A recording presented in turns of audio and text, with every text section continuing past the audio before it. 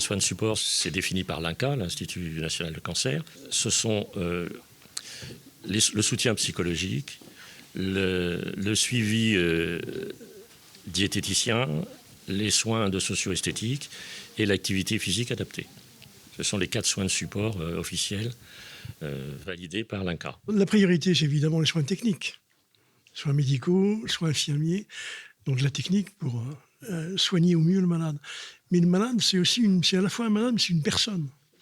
Et la personne a besoin d'un peu plus que des soins techniques, d'un accompagnement, d'une aide psychologique à certains moments des phases de sa maladie. Et c'est là où il y a un apport qui est tout à fait considérable par ces fameux soins de support. Proxiligue, qui est effectivement innovante, permet d'apporter ces soins au plus près des patients, à leur domicile, avec des professionnels qui sont formés, reconnus et qui ont toutes les compétences pour cela. Et on va être parmi les premiers comités à le déployer effectivement.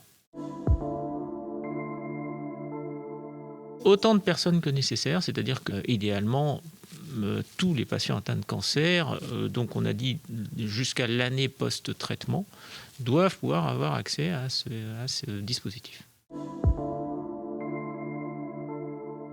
L'HAD travaille par définition au domicile. La Ligue va par définition organiser des soins de support au domicile aussi.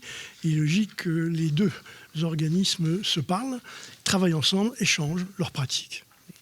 C'est aussi simple que ça. Aujourd'hui, ça nous paraissait important de travailler avec l'HAD qui a cette expérience du domicile pour pouvoir effectivement nous permettre à nous d'acquérir cette expérience et d'avoir accès aussi à ces patients. Donc ça nous semble naturel et je pense que ce partenariat sur Proxiligue ne peut être amené qu'à s'étendre, éventuellement à voir avec l'HAD, mais je pense qu'il n'y a aucun problème sur d'autres types de partenariats et de prise en charge.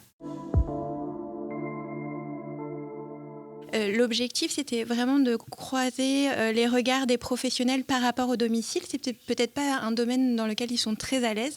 L'objectif, c'est vraiment de soulever les problématiques par rapport auxquelles ils peuvent être confrontés. Et puis de trouver, au travers de cas concrets, de mise en pratique, des petites solutions, des choses à mettre en place pour favoriser leur venue au domicile de manière plus sereine.